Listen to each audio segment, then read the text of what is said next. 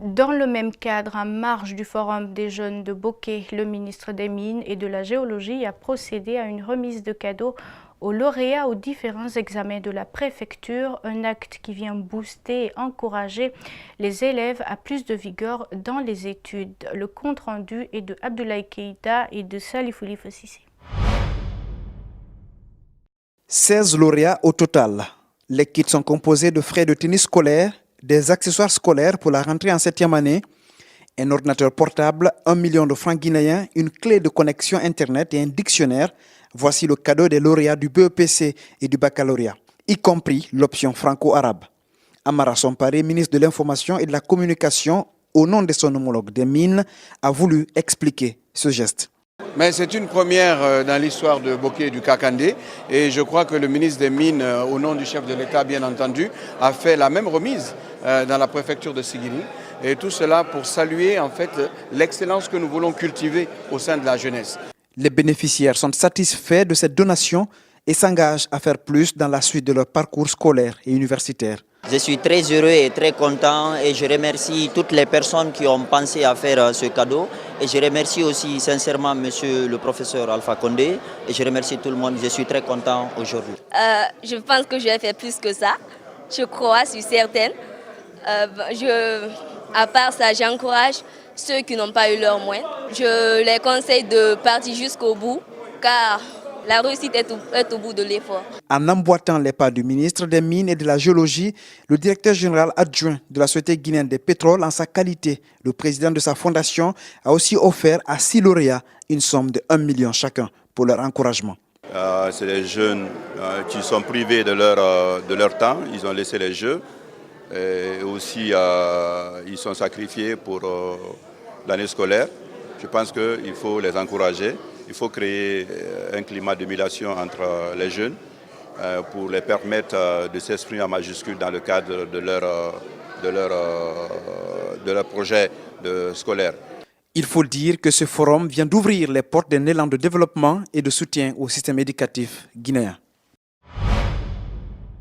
Autre chose, dans ce journal, un incendie d'origine électrique s'est déclaré dans 2 maisons samedi dans le quartier Yimbaya. Il n'a pas eu de mort d'homme, mais des biens de valeur ont été réduits en cendres. Les victimes ont du mal à s'en remettre. C'est un reportage de Elisabeth Detlin et Mohamed Aluseni Kamara.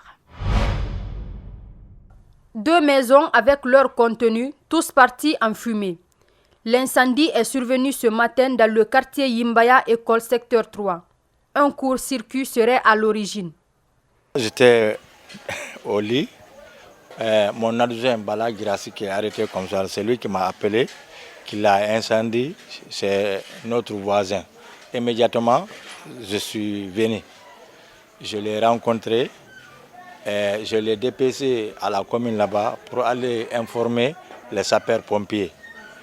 D'ici qu'il n'arrive là-bas, moi-même, j'ai appelé les sapeurs-pompiers. Mais ça a trouvé que le feu a déjà pris tous les 2 bâtiments là. Il y avait la flamme, on ne peut même pas rentrer là-dedans. Donc ils m'ont répondu qu'eux, à leur véhicule est en panne, ils ne peuvent pas faire le déplacement. Ils m'ont dit d'informer les sapeurs-pompiers de l'aéroport. Bon, comme je n'avais pas de contact avec eux, je les ai répondu que non, moi je n'ai pas de contact avec les sapeurs-pompiers de l'aéroport. C'est ainsi que la population est sortie, venir sauver ce que vous avez en train de voir comme ça là. Il n'y a pas eu de perte en vies humaines, mais des objets de valeur que contenaient ces maisons ont été tous calcinés. Sékou Touré est sous le choc. L'incendie s'est déclaré aux alentours de 7h30.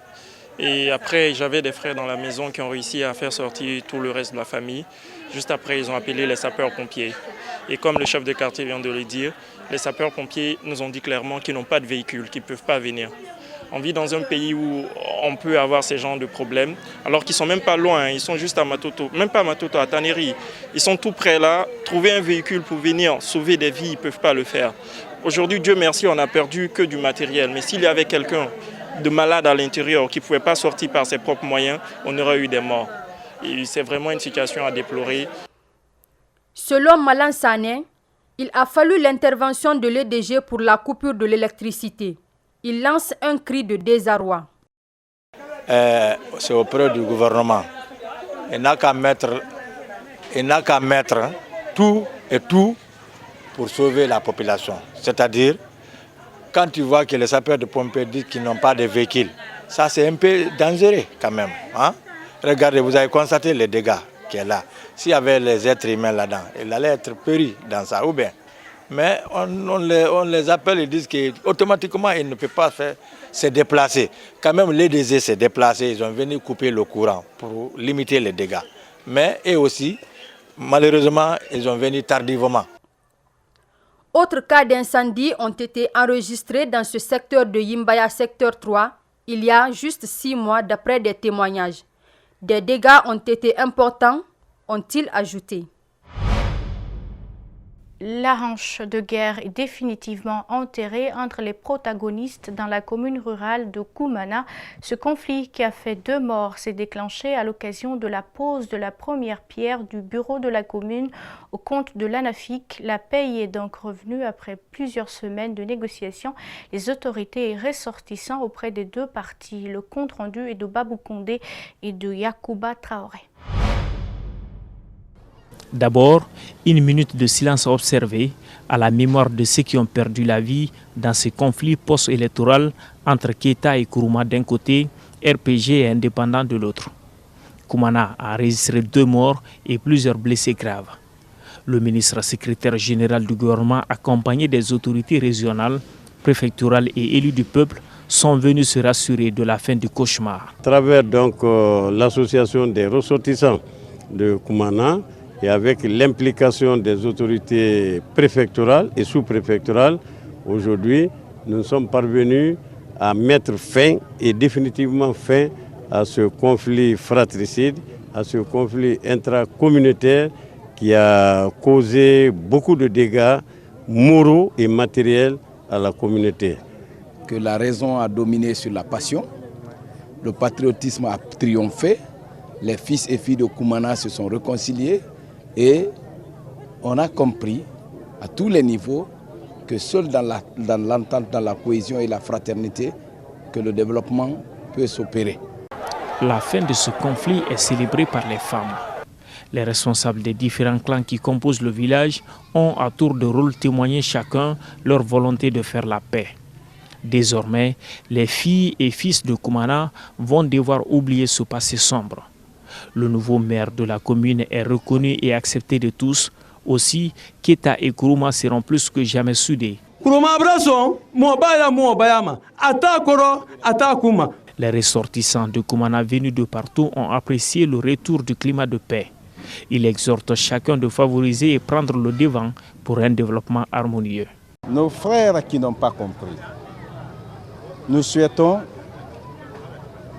qu'ils comprennent la nécessité de l'amour, de la paix.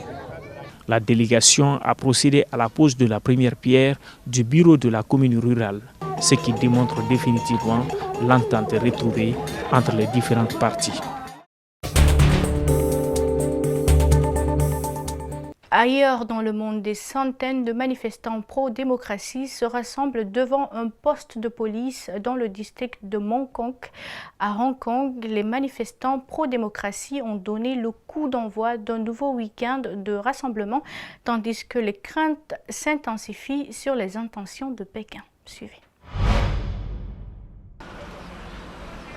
La tension reste vive à Hong Kong alors qu'un nouveau week-end de mobilisation commence par les manifestants pro-démocratie.